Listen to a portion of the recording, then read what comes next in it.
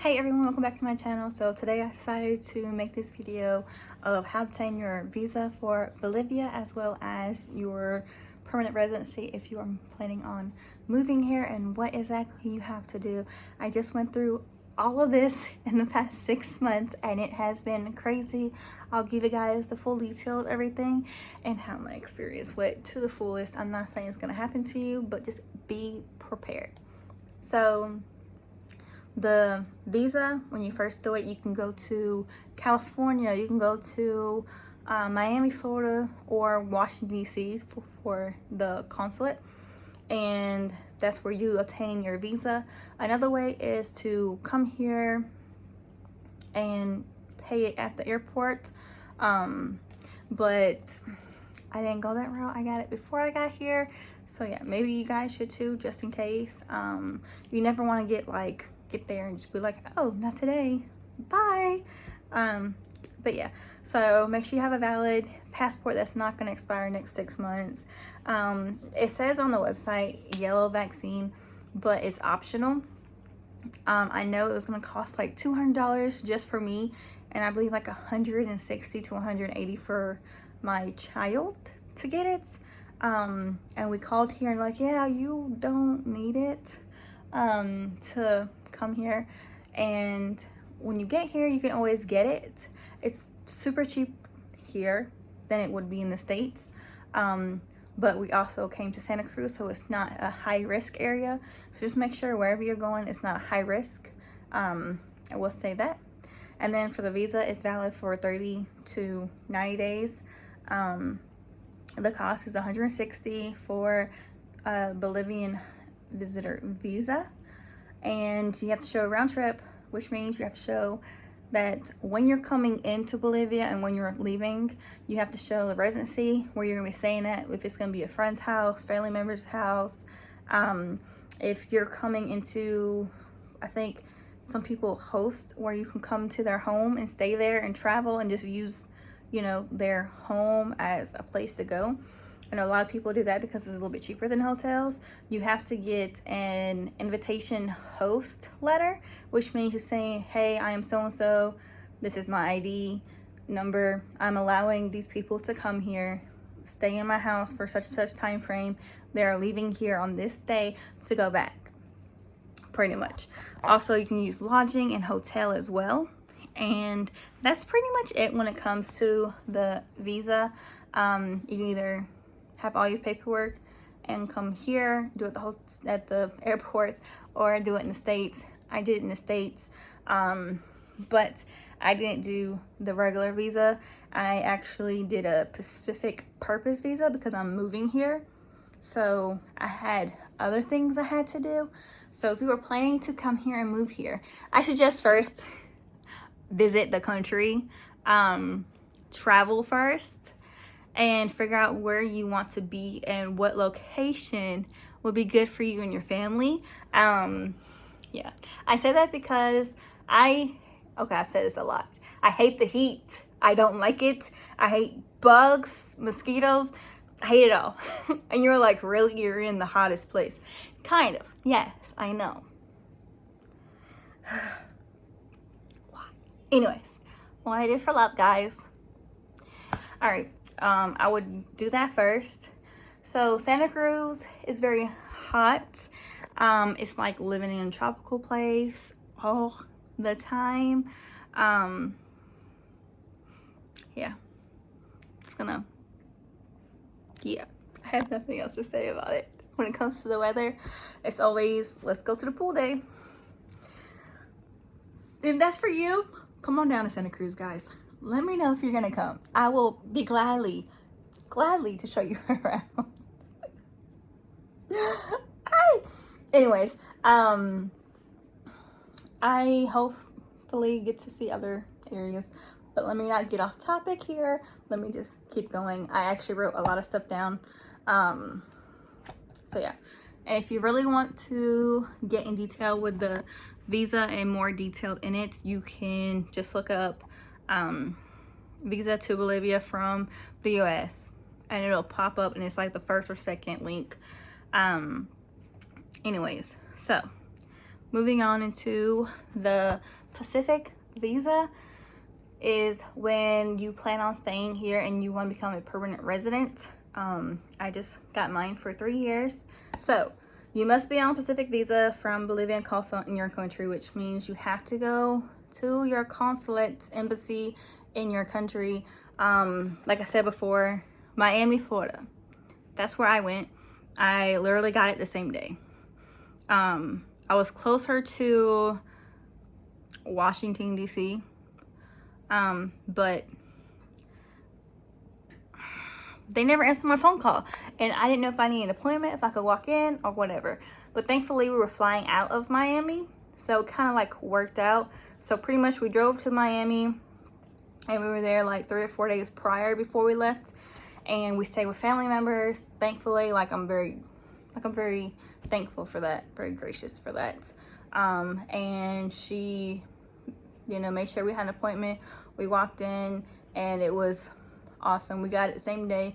There was no issues. So when you do it like that, make sure you go online and you hit like the consulate of where you're going. So I put in Miami. You had to take a picture of yourself with a white wall behind you. I believe it's like a 2x2, kind of like a passport photo. And then you had to do a background check from the local police station, sheriff's office. That's where I went. It was valid. And then when I got here, I had to do some other stuff from Bolivia side, but that was valid enough to get my visa. You had to put up an invitation host for me because I was staying technically with family. So I had to get my cousin to write, yes, I am so-and-so. She's staying in my house for this many, however long. She is my family. And then on my side, I had to write a letter saying I'm moving there because of family. My husband's originally from here and he wants to move back here. And yeah, so you just use your own personal experience for your own letter. But if you are staying family, make sure you have both, and then you can upload them both. We had to upload, what was it? Like I had to upload all the documentation and then also bring it to him, bring it to them and let them look over it. I had to upload my passport on the computer, which was complicated because I suck at that mess. So it took me a couple tries, but I did it. So if you're not like a computer whiz, you can do it. PDF, you got this. We had to put a bank statement on it as well, and I'm pretty sure that was it. That all we had to upload. And then we had to make sure we had all that stuff together. So when we got to the embassy, we just handed it to them. They went in the back, they looked it over. I think it took about 2 hours to get me and my kid done for them going through everything and validating everything. We paid the fee, which was $85. And then, yeah. So I'm gonna go over my list just to make sure I didn't like jump all over the place or if I missed something. But if you are trying to apply for residence, this is what you need. That is just for the Pacific visa, was what I just said. So now we're jumping into permanent residency, which you guys do this before you leave, okay? Because there's no way you can do it here. All right, so listen very closely. All right, so you must have a Pacific Purpose visa from Bolivian consulate in your country. You have to do it. You have to get it. It's only valid for 30 days. After the 30 days, you will become illegal and they do not deport you. They will charge you money. It's 30 Bolivianos, which is like almost $5. It's like $4 and some change. But if you're like me, I was illegal for 111 days, guys. You guys can do the math. It was not pretty. Actually, it was more than 100 days. It was like 113 or 114 because I went there and I got turned away again. And then a couple days later, I did it again and they took my stuff. So, yeah. Yay me. Your birth certificate should be apostille. You have to send it back to wherever you were born in. Like for me, I had to send my birth certificate to New York and get it apostille. And you should also get your divorce apostille, marriage certificates apostille, and don't forget when you get here, you have to get them translated. That's one reason why like I got turned away, because my stuff wasn't translated. And then another thing they were like irritated about was like, you know how some things says birth certificates, but depends where you get it from. Like, you know, Vital Records, it just says birth of life instead of birth certificate. They had a little issue with that with my child, but I was like, it's the same thing. It's just through Vitals. Like, that's just how they do it. Like, if it's from the county, it'll say birth certificate, but if it's from the state, it says this. Still the same thing, still postilled. It means that it's happening, and it means that it is real. Anyways, moving on. But yeah, you have to go to the immigration office. First thing first, I would go to the immigration office just to get that list, and then go to Interpol, and they have it on the wall when you walk in, and you can take pictures of what you need for them too as well. I suggest get a lawyer for immigration. If this seems like too much for you, honestly, we tried doing it ourselves and we just kept hitting roadblocks. So we got a lawyer involved, and the paperwork was all done within 4 or 5 days of everything that we need to go to. So be mindful of that. It does cost money. But if you go to immigration, there's like several different lawyers on the left side. If you go to Santa Cruz, I don't know about anywhere else, but if you go to Santa Cruz, immigration office on this side, on the 3rd floor, and then you have all these people that are lawyers on the other side of the road. Just saying. But I would go there and lawyer and just kind of see like what they can do.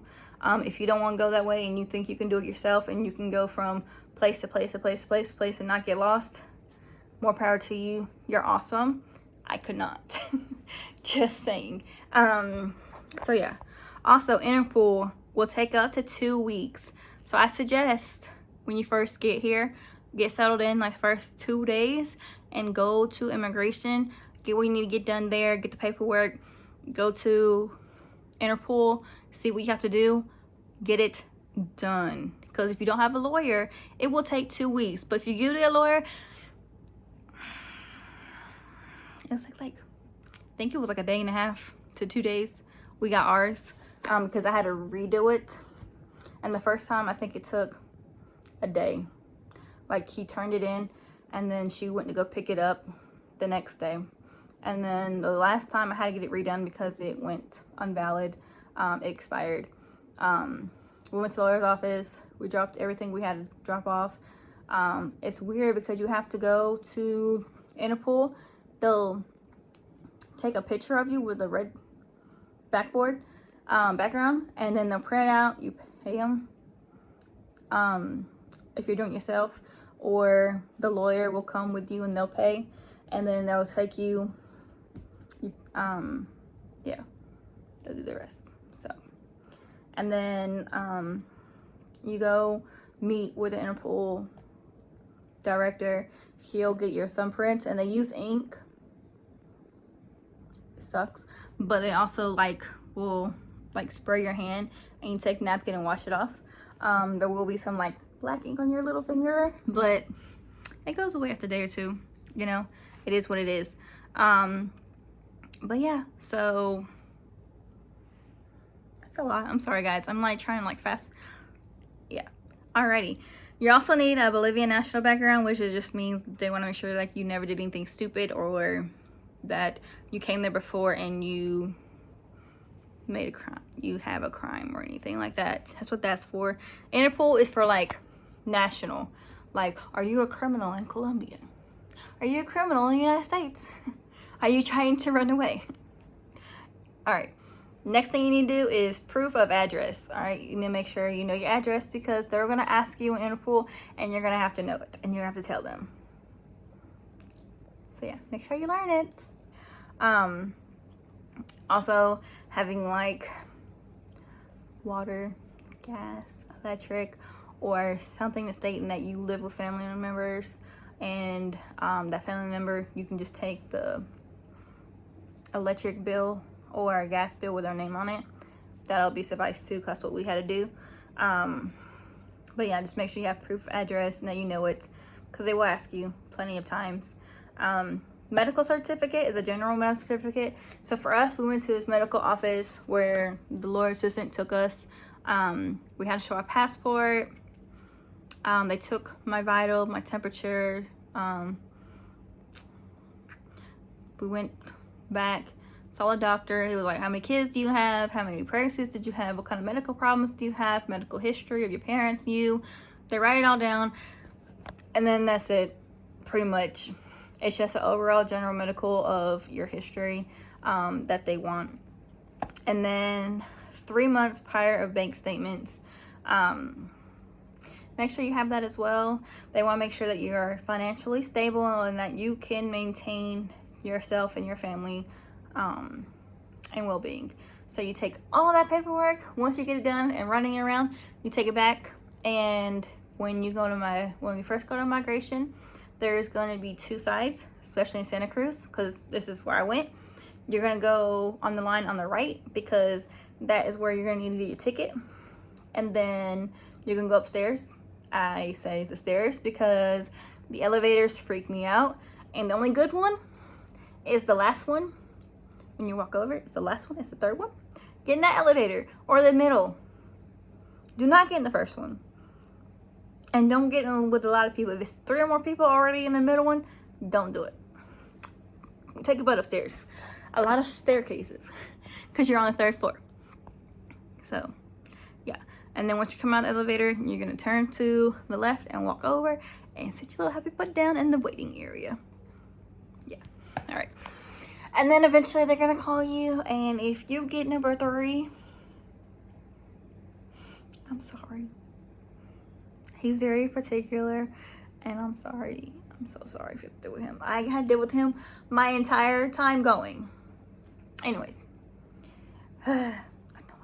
He was nice, but he doesn't know his job very well, so he likes to run to his boss. But you didn't hear that from me. Okay. Anyways. So pretty much they'll go through the paperwork, make sure you have everything. And if you don't have everything, if you miss something or something is not right, they will tell you to go fix it, send you away, and go and do it and come back. They only take paperwork up until 2 o'clock. So between 8 and 2, try and get it done as fast as you can. Turn it in. Once they accept it, they will take your passport as well. When you do your postal, I will get 3 of each thing, like 3 birth certificates, 3 marriage, 3 divorce. Like, make sure you have 3 copies, because they will not give them back to you. They will keep it in La Paz. So be mindful of that. They will send you back your passports, but everything else they keep. And that takes up to 2 weeks. And then if everything goes good and everything is fine, you'll get a couple of pieces of papers. You'll actually, let me rewind just 2 minutes. So you go back to that right line again, you get a piece of paper, it says your number on it, you go up, you wait, and they'll call you to a different area. So when you first walk into the 3rd floor, you're gonna go to the left, because that's where you have to go and pick it up from that window number 9. So yeah. Also, if you have to pay because you are late, they will send you to go pay at a bank, at a Pacific bank, and it's like 2 blocks away, I believe, but they only accept cash, so make sure you don't forget that if you are late. If not, they'll just take it, yeah, and do all that good stuff. And then when you pick your stuff up, you go to that window number 9, and He'll open it, give you back your passport, and he'll either tell you denied and something's missing and they never catched it from the first time, and you have to redo it and send it back. Or they give you this little piece of paper that they'll tell you to go to SIGIP, which here is in the mall, Ventura Mall. And you will go there and you go there and you will take your picture and all of the stuff. You go in and they'll tell you where to go, like what area to go, and you show them your passport, you show them that paperwork, they'll take your picture, and then they'll give you a piece of paper, let you know when you can come and pick it up. Like mine was a week later because there was like 3 or 4 days worth of holidays. So you go back and there's a front desk and you go in and it's all the way to the wall. When you first walk in, it's to the left. You go there. She was bilingual for me. Hopefully she'll still be there for you guys, but we'll see. You just tell her you're there and you show her that little ticket that you got and you show her your passport, and she'll tell you to wait for you to call your name, and then she'll call you back up, she'll look at it, she'll send you to another area and they'll check your passport again to make sure you're the right person, and then you go back to the same person, the same lady that talked to you before at the front desk, and she will give you your ID and you have to sign saying that you picked up your ID. It's a lot. It was a lot just saying it, like where they. Whew. Yeah, this video is long. But it is what it is. I will say that.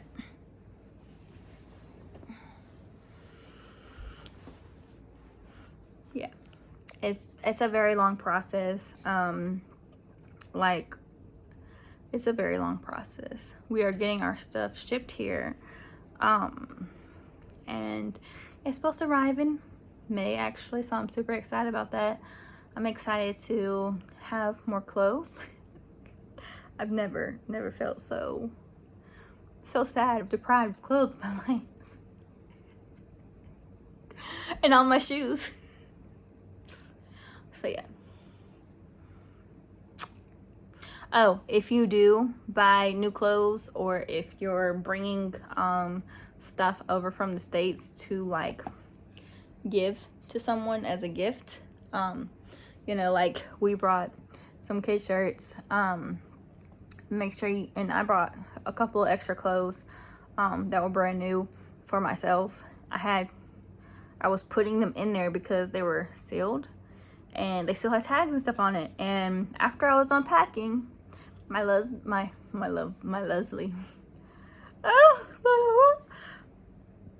my lovely husband was like, you have to take out all this stuff and you have to take off the tags and take them out of the bags, or they're gonna charge you for what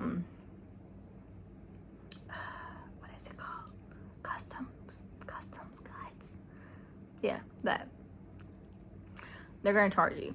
And I was just like, I just don't want no dog hair all over my stuff, and I don't want it to stink, and if something happens, like if one of our perfumes, you know, got and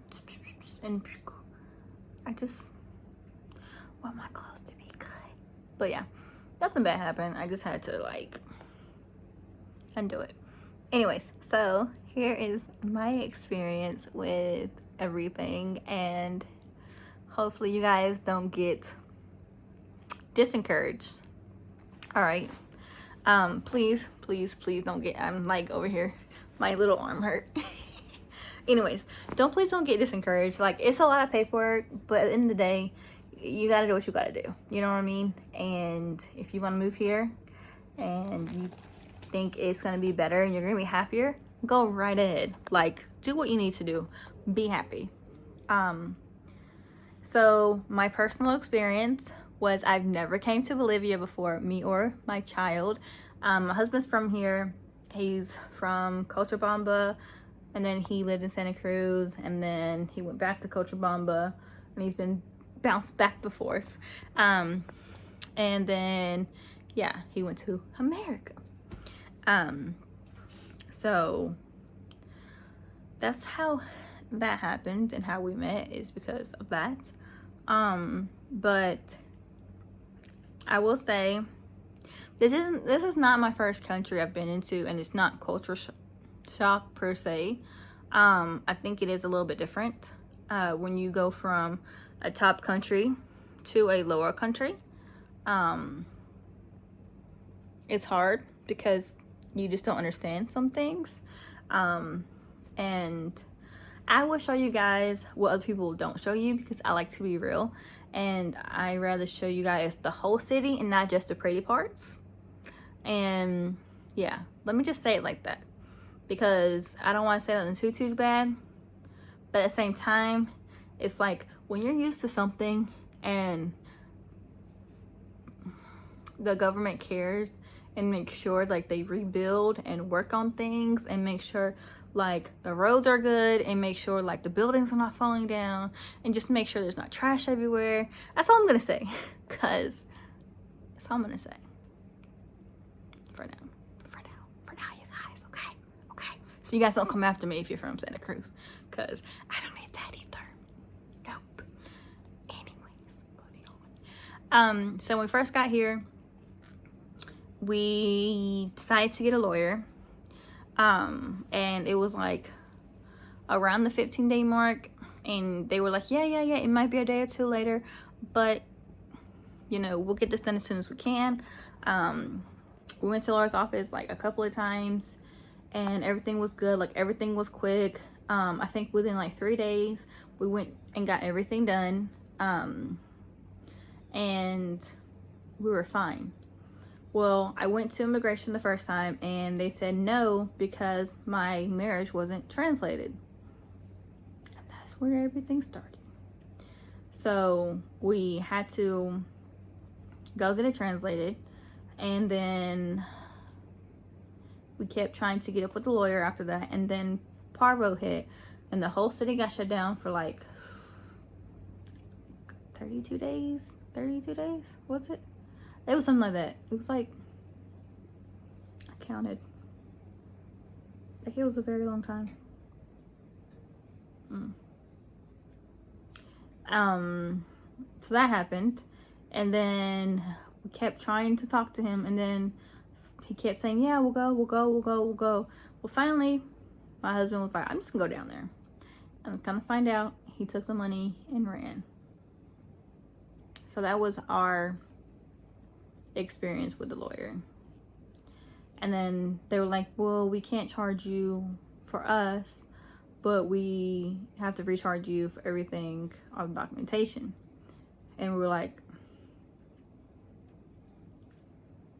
no, we're not doing that. So he got the paperwork of me and my kiddo and brought it home, told me the situation, and then we went through it. And he was like, yeah, I do Interpol again, but I'm gonna go through a lawyer just for Interpol. And I'm like, okay. He was like, I don't know if they're gonna take your medical because it's kind of iffy. And I'm just like, why do we have all this nonsense going on? And then there was another blockage around like a couple days before Christmas. And I was like, great, my first Christmas here. And it just was not happening. But thankfully it stopped like 2 days or a day before Christmas, and they're like, yeah, you can go out now. And then after that, they tried blocking everything again after Christmas. And then closer to New Year's, they were like, yeah, if anyone parties or does this or does that, we are going to shut it down. And I'm just like, okay, all right.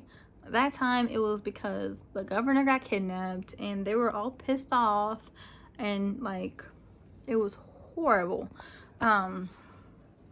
Which still doesn't make sense. Like, how is the government going to arrest the governor of Santa Cruz and kidnap him and not do it the right way by justice and serve him or whatever if he was in the wrong? You know what I mean? I don't understand that.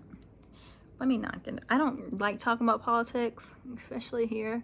It's so corrupted, and it just keep my 2 cents to myself because I don't want to get in trouble. Anyways, but yeah, so that happened. But yeah, so after that, we talked to one of his friends that he plays with in soccer, and they were like, well, I can make sure all the paperwork's right and go down there with you and make sure like they take it and make sure that everything goes good. And I can talk to my boss, because she is the director of immigration, just to make sure everything is good and you have everything. And I was like, okay, like that's fine. But yeah, so he kind of helped us just make sure we had everything together, which we already did. And he was just there to support. So yeah, it was nice to have that extra like person just to make sure everything was good. And if there was a hiccup, like he was there to go talk to his boss and be like, so what's wrong? What do they need to do? Like, why is it not going through? So yeah, it was nice to have that little like extra cushion. But you guys, I suggest like 2 days after you get here, go ahead and start this stuff up. Make sure you have everything together, and make sure like you just do what you gotta do, you know what I mean, before those 30 days are up, so you can save some money. If you get the right lawyer, like I'm sure this would not have been as hectic or as crazy if we, you know, it just happened that we just got a corrupted lawyer. That's all. I'm not saying all of them like that. The one that for Interpol was very nice, did what she was supposed to. She was very quick, she was very adamant, like she did really good at her job. So I will say that. But if you have a choice to do it by yourself or a lawyer, I would say go with a lawyer. Even if I had to redo it all over again, I would choose a lawyer, because they'll be with you every step of the way, and they even go with you in immigration, and they will talk to them on your behalf and make sure like what's wrong, especially with number 3, because he was just so nitpicky about everything. And like he went through all my bank statements 1 page at a time, going through everything. And I was like, really? Like, you just trying to see, like, understand what we're buying? Like, clearly we have enough money, clearly we're good, clearly like we're still getting a paycheck. Like, I don't understand like what's going on. But anyways, yeah, so hope this helped you guys. I know it's a long video, and I kind of went off topic and back on topic a little bit, but hopefully this helped you a lot. And hopefully this will be a good video for you guys. Don't forget to hit the subscribe, give me a thumbs up, comment below if you have any more questions or concerns. And yeah, so I hope you guys enjoy this video. I hope it helps you a lot. If you need anything, you can always email me. I have it on the YouTube. If you need to, reach out to me and I will help you the best I can. Also, if you guys have any more questions, I got this before. Let me go ahead and read over this because I just remembered it. You cannot buy a house. You cannot open a bank until you have your ID card. I will say that, you guys, okay? You cannot be a foreigner, come here, open a bank. It does not happen that way. The credit works very different here. So I will say, when you have to get a car, be careful. They want you to put a lot of money down, because they'll only cover like so much percentage of what you're doing and how much it costs. The more money you put down, the better it is for you. Like here it's like 16% on a car payment for interest. So just make sure like everything is in order. And if you ship a car here, it has to be 2 years or less newer from the year. So if it's 2023 now, it can't be before 2021. And it costs a lot of money because import taxes plays a huge role. Like we have a Toyota back home, and if we would have brought that, it would have been half of what a Toyota costs right now for us, which is a lot of money. My little tiny SUV would have been $13,000 to bring over here. I don't remember how much the Toyota was, but it was like, it was up there. It was like over $20,000. So be careful, be mindful of that. There is other options like Credito, which pretty much you can rent free. You can, it's anti-Credito, I believe is what it's called. If you want to learn more about that, comment below, let me know.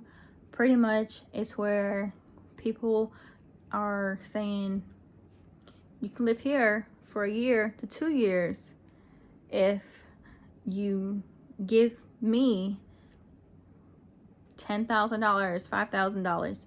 The lower that is, less quality of the house. The higher it is, the more quality you are going to have.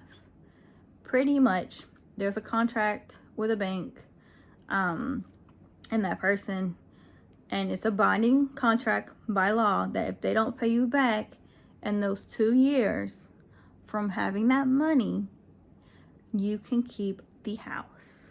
Or they'll say, hey, here's 2 more years and you can stay here longer if you give me more time to get that money back to you. So be careful of that, be mindful of that. That is another option that a lot of people do as foreigners when they first come here. I've seen that happen a couple of times. But just be mindful, just be careful.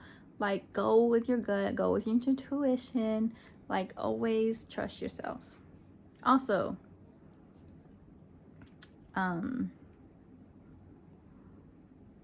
it is hard getting a car without any credit as well. Some banks will use your credit from the States, which I'm not mad about that. It's because I have like 2 cars from the States, and then it's like you're trying to get another car and it's like, I don't think so. Just be mindful of that. Yeah, that kind of thing. But they also do that for you too. The car people want like bank statements for like 3 months, or like some of them want you to have a job for like a year to make sure you're stable, income. They go through all this stuff. It just depends what kind of bank you go through and all of this stuff. So just be mindful, do your homework. I will say that.